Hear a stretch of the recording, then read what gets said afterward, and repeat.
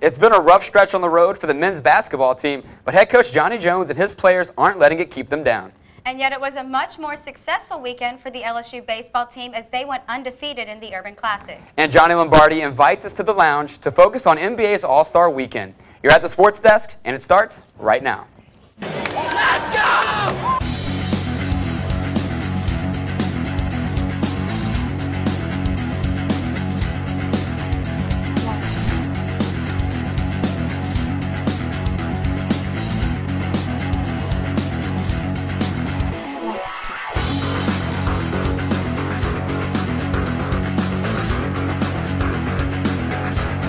Hello there, and welcome to the Sports Desk. I'm Morgan Beard alongside Kelsey Wingert as always. And we're only a few days removed from Valentine's Day, so Kelsey, how did you fill your time on everybody's favorite corporate holiday? Well, actually, my best Valentine came in town, my mom. It was the first time I'd seen her since Christmas break. It was very nice.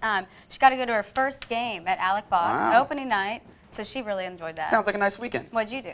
Well, actually, I had a hot date with Manti Te'o's former ex-girlfriend, so it was a pretty juicy night for me. But on to the real stuff now, Kelsey, and that includes a surprise visit by Shaquille O'Neal himself to LSU's campus earlier today. That's right, Morgan. Newsbeat reporter Jackie Massey was able to track the big man down earlier today, and here's what he had to say about his return to campus. I come back once or twice a year to Baton Rouge. My favorite place. It's the place where the Shaq brand and the Shaq character was created. So I love coming here and seeing all the people, and I'm very impressed with the students on a holiday, of everybody walking and going through the quad and just having a good time. Shaq was here as a part of ESPN's 30 for 30 documentary on former LSU men's basketball head coach Dale Brown. And hopefully he's going to surprise us a bit more here in the future. But now, over the weekend, the LSU baseball team got their season underway with wins over UNO on Friday and Saturday, and a win over Grambling on Sunday. The sports desk Johnny Lombardi tells us how LSU freshman pitcher Jared Poche fulfilled a lifelong dream on Sunday. The LSU baseball team closed out their opening weekend with a Sunday evening matchup against Grambling State at Alex Box Stadium. The Tigers used underclassmen and marquee pitching to defeat Grambling 6-0. We got 13 pitchers in the game this weekend. We had 17 position players in the game, and we won all 3 games with a couple of shutouts. So I think it was a very successful first weekend for us. Jared Poche, who hit the mound for the first time in his LSU career, anchored the Tigers for the majority of the night. I just wanted to come out there. I mean, it's a game of baseball. Anything can happen. As crazy as this game is. So, I mean, I was just prepared for the worst, and he came out all right. For Jared Poche, it has been his lifelong dream to pitch here at Alex Box Stadium, and today that dream was fulfilled as he pitched for 6 innings with 3 strikeouts and no earned runs in LSU's 6-0 win over Grambling State. I mean, it's awesome. It's a dream come true. For my entire life, I've been dreaming pitching here, and finally got the first one out of the way. So, after Poche's calm, cool, and collected performance, his teammates and head coach had nothing but praise for the young freshman. I think he ended up first and third, nobody out, and pitched out of it. So that was really finishing on a high note to force him to pitch in a clutch situation. So you can see why I'm so excited about that kid. He was amped up. I think he was pumping him in there over 90 in the first inning. Jared Poche, he did a great job tonight, and it's awesome when a pitcher can throw strikes because it keeps you involved, and Jared did a good job of that tonight and got us the win. After their opening weekend sweep, where LSU gave up a total of 0 runs in Alex Box over 2 games, the Tigers hit the road on Wednesday night as they head to Hammond to face off against Southeastern. Johnny Lombardi, Tiger TV Sports. Now you can go see the Tigers play on Wednesday just down the interstate as LSU takes on the Lions of Southeastern. Johnny Lombardi and Patrick Clay will be there covering the action for us. On to the basketball court now. After beating Kentucky here at home, the LSU men's team seemed to be building momentum that would carry them to the tournament come March. But the men's team is now just 1-3 in their past 4 games, making a tournament bid that much more unlikely. But earlier today, head coach Johnny Jones said that his team has only missed out on 1 goal so far this season. Out of going undefeated, yes. Yeah, but we feel that everything is out there in front of us, and we still have an opportunity to really control our own destiny. Fortunately for the Tigers, they come back to the friendly confines of the PMAC this Wednesday to face Mississippi State. Tip-off is set for 7 p.m. Just a week after defeating number 2 Oklahoma and Norman, it was the LSU gymnastics team who finished second to OU at this weekend's Metroplex Challenge. The Tigers faced a bit of bad luck as they set a school record of 197.875, yet it was the Sooners who took home the victory with a score of 198.175. That's actually the nation's highest score this season. LSU travels to Gainesville this Friday to take on yet another second-ranked team, and that being the Florida Gators. And in women's tennis now, they held their second doubleheader of the season at WT Dub Robinson Stadium on Sunday. Reporter Taylor Corrett shows how the Lady Tigers won 3 straight matches this weekend. The Lady Tigers extended their undefeated status at home as they won 3 matches in as many days this weekend.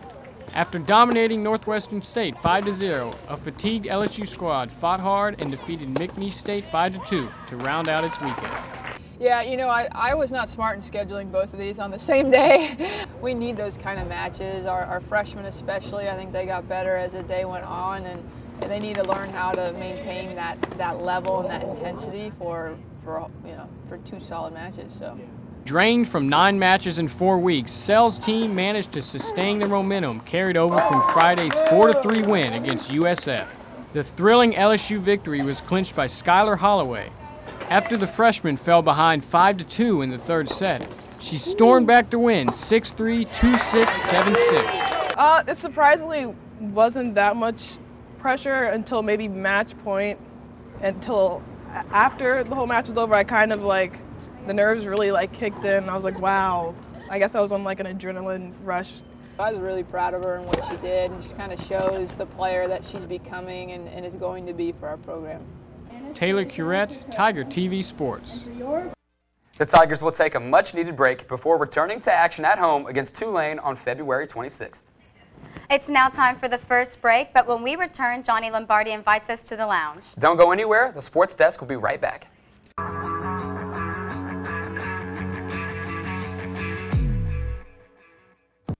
Welcome back to the Sports Desk. The best in the NBA gathered in the Big Easy this weekend for the All-Star festivities. That's right. The action from New Orleans started Friday, and it sure didn't disappoint. For this week's Lombardi Lounge, Johnny takes us to NOLA for the recap of the game. Johnny, it's all yours. Thanks, guys, and welcome back to the Lombardi Lounge. LeBron James, Kevin Durant, Steph Curry, Blake Griffin, and the list goes on of names of NBA All-Stars who had the privilege to be in New Orleans for the highly anticipated festivities of the Celebrity Game, the Young Stars Game, 3-point contest, dunk contest, and All-Star Game. Let's take a look at the highlights. We're here in New Orleans. It's Marco Bellinelli, the San Antonio Spurs, in the 3-point contest, the finals. Bellinelli hits the money ball right there to give him 25. And it would be Bradley Beal of the Washington Wizards trying to come back, but Beal did not have enough to beat Bellinelli. You see him already celebrating there. Marco Bellinelli wins the 3-point challenge, and here's everyone's favorite, the dunk contest. A new format this year, but Paul George, oh, that's just filthy. Paul George, have mercy, Paul George. A beautiful dunk, and it's right here. Ben McLemore, or as they like to call him, Shaq-Lemore, as he dunks over Shaquille O'Neal. Ironically, was on LSU's campus today, and he gets crowned by the great one, Shaquille O'Neal. Everyone thought Ben McLemore had it won, but right here, John Wall doing the doogie. Right? Absolutely. John Wall brings the crowd to their feet. An unbelievable dunk. The announcers were speechless, brings the ball down and back up. And it's John Wall and Team East who wins the dunk contest. And to the real game now, Kevin Durant on the lob from Steph Curry. Great defense there by the East. Just kidding, not really. Lob here, once again. We saw we saw probably better dunks in the actual All-Star game than in the dunk contest. Here's LeBron James slamming it down. LeBron had an awesome game for the Eastern Conference. And right here, Chris Paul. Blake Griffin, hello. Good morning, good afternoon, and good night, Blake Griffin. And here's Kevin Durant of Morgan Beard's OKC Thunder pulling up. He hits it! Kevin Durant, and it's Kyrie Irving who wins the MVP award in a game where the score really doesn't matter because it was bad defense to more bad defense. And after the game, Cleveland Cavaliers guard Kyrie Irving gave his thoughts about the competitiveness of this year's game. Wanted to be competitive, and I think the fans just wanted to see a competitive game. I mean, you saw Durant and LeBron going at it a little bit, and then me playing against Steph or James going against Paul. There's so many great matchups out there, and I think the fans just want to see us go at one another. Johnny, great stuff as always. Thanks for inviting us to the lounge, and we'll see you next week. No problem. That's all we have for this segment. We'll be right back after the break.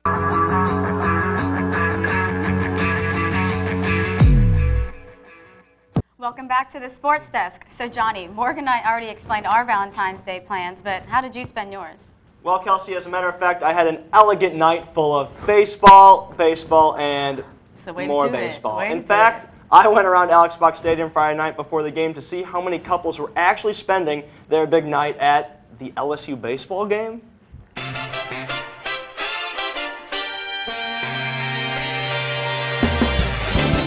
So whose idea was it to come to the game? Mine, actually. I made it a priority. He asked me what I wanted to do, and I said, we should go to the baseball game. He goes, really? I said, let me rephrase. We're going to the baseball game.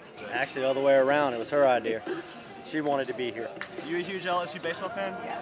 Well, my dad, we have season tickets. So then last minute, my dad said, hey, look, you want the tickets? Sure. So it was Valentine's Day. I already gave her gifts. So I turned around and said, hey, we're going to the season opener today. So does that make her the perfect girlfriend for wanting to go to the baseball game on Valentine's Day? That's a keeper right there.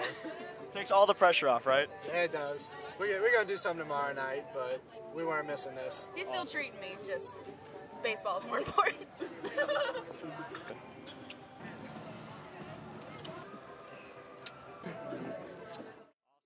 Well, it seemed like those couples were mutually happy to be together at a baseball game on Valentine's Day, a sign of a good relationship in my book. Yeah. Simply put, the scent of love was in the air at the box Friday night, or maybe that was just pizza. I don't know. Safe to say I'm Cupid. You are Cupid, actually. You are. Anyway, unfortunately, we are out of time on tonight's show, so it's time to say goodbye. Make sure to like us on Facebook and follow us on Twitter for the latest news at ttv_sports. And you can catch us here next week on Campus Channel 75 at 6 o'clock. For Morgan Beard and Johnny Lombardi, I'm Kelsey Wingert. See you next time.